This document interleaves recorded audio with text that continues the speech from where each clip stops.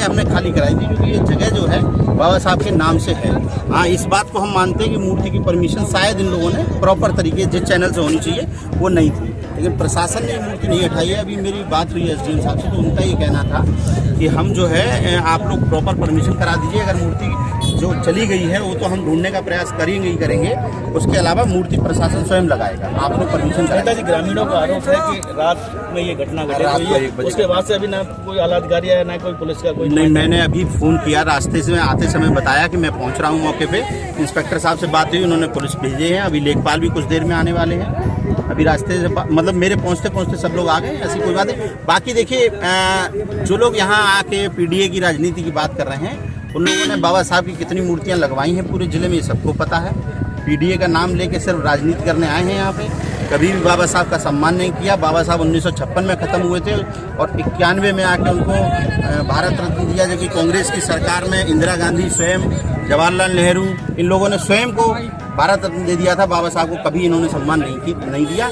और मुझे ऐसा लगता है ऐसे परम पूज्य बाबा साहब के नाम पे किसी भी दल को राजनीति नहीं करनी चाहिए। अगर ये मूर्ति बिना परमिशन के लगी थी और प्रशासन ने ये संज्ञान में है, तो प्रशासन स्वयं लगवाने की गारंटी दे रहा है।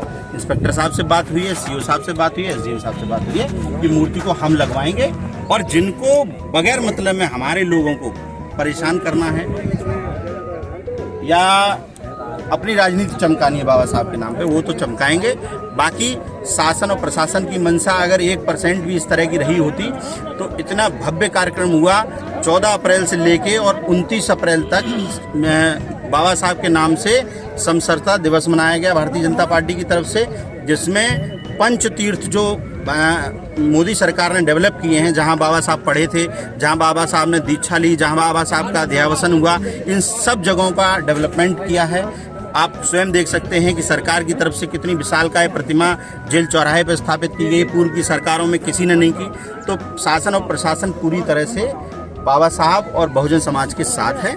और बस मैं इतना ही कहना चाहता हूँ कि मूर्ति को शासन प्रशासन ने नहीं, जो अराजक तत्व यहाँ पे इस जगह पे कब्जे धारक थे, उस कब्जे धारक लोगों ने उस मूर्ति को हटवाया है। उनके खिलाफ आप प्रार्थना पत्र दीजिए। इंस्पेक्टर साहब का कहना है कि मुकदमा लिख के उन पर कार्रवाई की।